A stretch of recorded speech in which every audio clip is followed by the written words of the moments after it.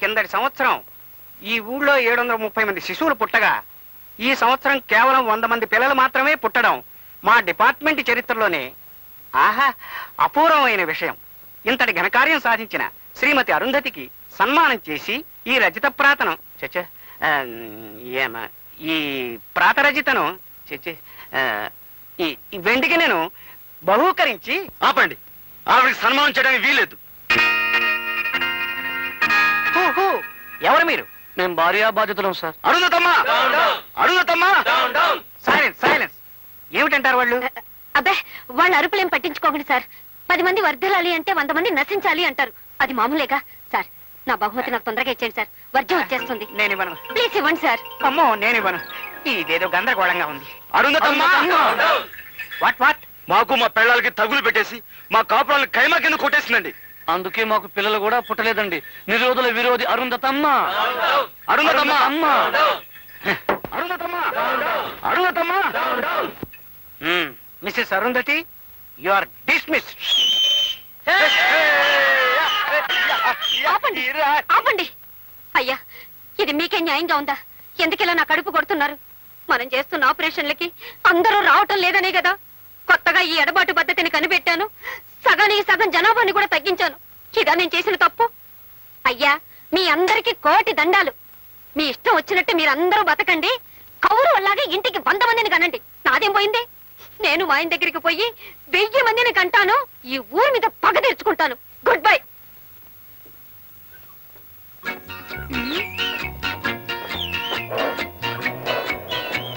ఉండు.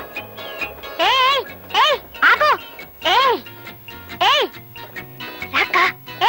నువ్వా? బాగున్నావా? ఇంకా నీ బుగ్గ మీద దెబ్బ తగ్గలేదా? ఓ, దెబ్బల పాళెం దెబ్బరొట్టే నువ్వా? మరే, నీకు బుద్ధి లేదు. పోదా మందారి, మన పోదా. ఉండక్క, మాట్లాడి పోతా. వస్తాను, రమ్మంటుంటే.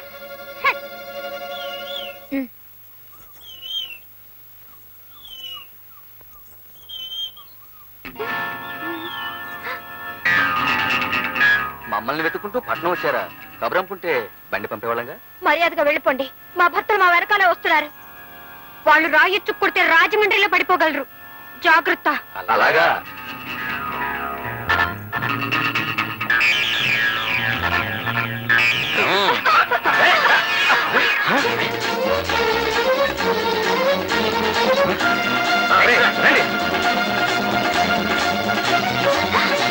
అయ్యో, తొందరగా.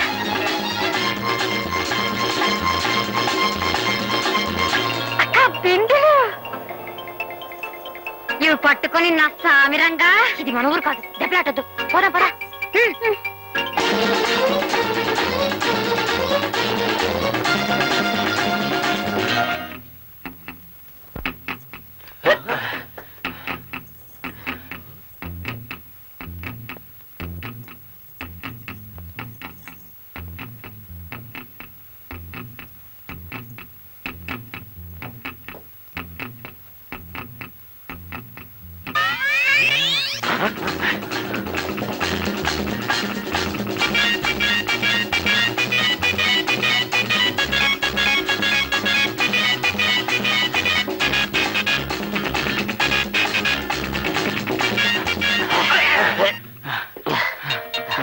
ఎక్కడ అమ్మాయిలా? ఏమరా?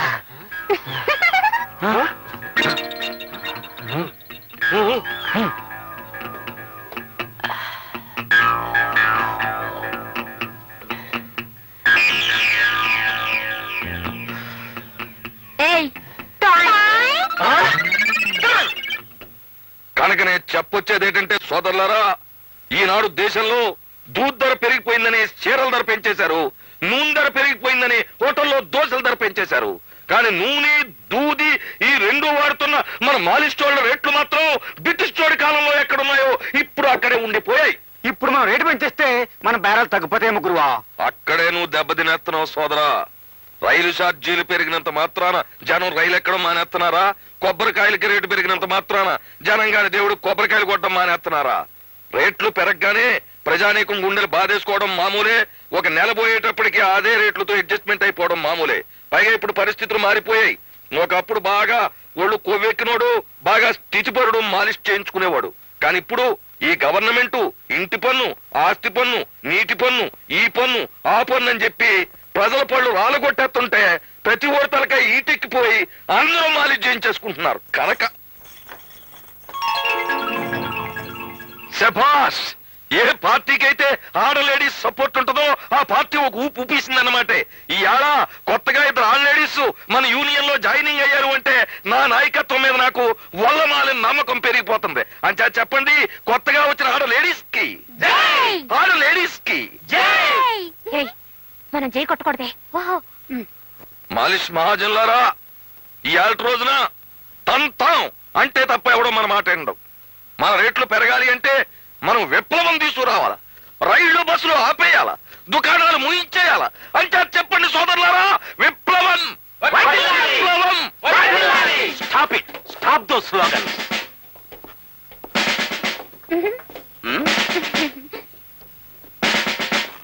దండాలండి ఇన్స్పెక్టర్ గారు. మాలిష్ వాళ్ళు యూనియన్ కి పోలీసు వాళ్ళు రావడం ఇదే మొదటిసారి కనుక చూస్తారంటే కొట్టడా చప్పట్లో. ఆపండి, ఆపండి. ఇది చప్పట్లు కొడుతూ ఆనందంగా కూర్చోవలసిన సమయం కాదిది. మన దేశం చాలా క్లిష్ట పరిస్థితుల్లో ఉంది ఇప్పుడు. లెఫ్ట్ నుంచి చైనా, రైట్ నుంచి పాకిస్తాన్, ఫ్రంట్ నుంచి వరదలు, బ్యాక్ నుంచి కరువులు మన దేశాన్ని పట్టుకుని పీడిస్తున్నాయి. ఇలాంటి సమయంలో మాలిష్ చేసుకునే మీరు కూడా విప్లవం లేవదీస్తే అమెరికా, రష్యా వాళ్ళు ఏమనుకుంటారు మన గురించి? ఎంత ఎద్దేవా చేస్తారు మనల్ని. ఇక్కడ మా రేట్లు పెరగకపోతే అమెరికా వాడు చేయండి ఏంటి? ఆహా, అందుకని నువ్వు యూనియన్లు పెట్టి గొడవలు లేవదీస్తావా? దేశంలో ఎక్కడా ఏ గొడవ లేకపోతే ఇక మీకు డ్యూటీ ఏటుంటదండి? What nonsense! మాకు డ్యూటీలు కల్పించడానికి నువ్వు విప్లవం లేవదీస్తావన్నమాట. దేశం చాలా క్లిష్ట పరిస్థితుల్లో ఉంది ఇప్పుడు. అంచేత నేను మీకు ఫ్రీగా ఇచ్చే సందేశం ఏమిటి అంటే,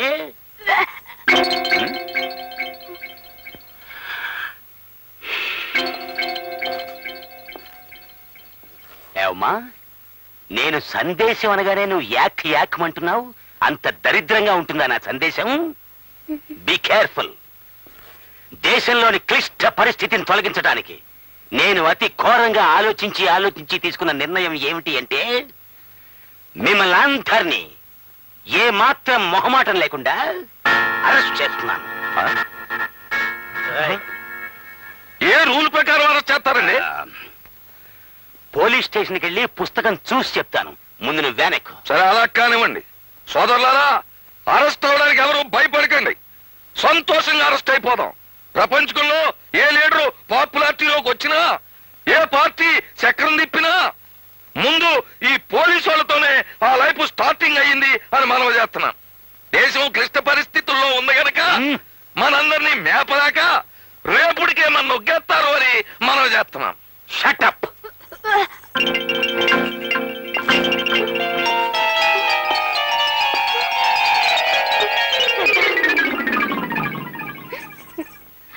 చూడమ్మా, నన్ను చూసి నువ్వేం భయపడక్కర్లేదు.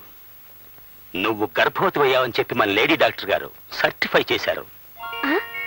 ఏంటి లలిత, నీకు నెల తప్పిందని డాక్టర్ గారు చెప్పారు.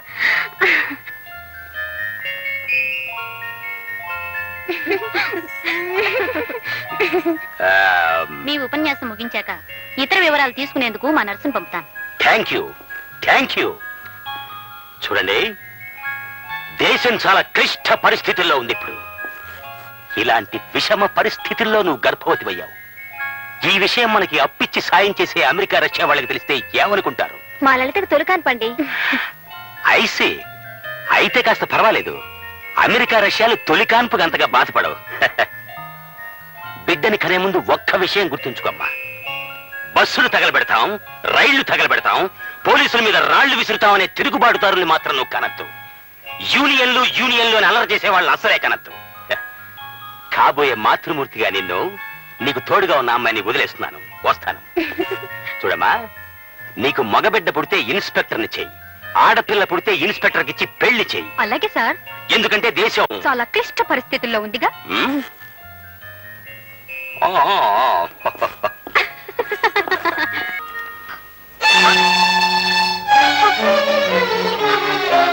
పదవి వెళదాం. ఏంటక్క? ఏమైందక్క? ఉద్యోగం వచ్చేసిందా? ఉద్యోగం ఇస్తానని చెప్పి ఆఫీసర్ వెధవ నా చేయి పట్టుకున్నాడు. అమ్మ దొంగ సచ్చినాడా, ఎంతకు తెగించాడు? వాణ్ణి ఉండి వాడి పని చెప్తాను. వద్దు, మనది ఊరు కాదుగా. అయినా మనం అల్లరి చేసుకుని లాభం ఉంది. నీకన్నిటికీ భయమే. పద.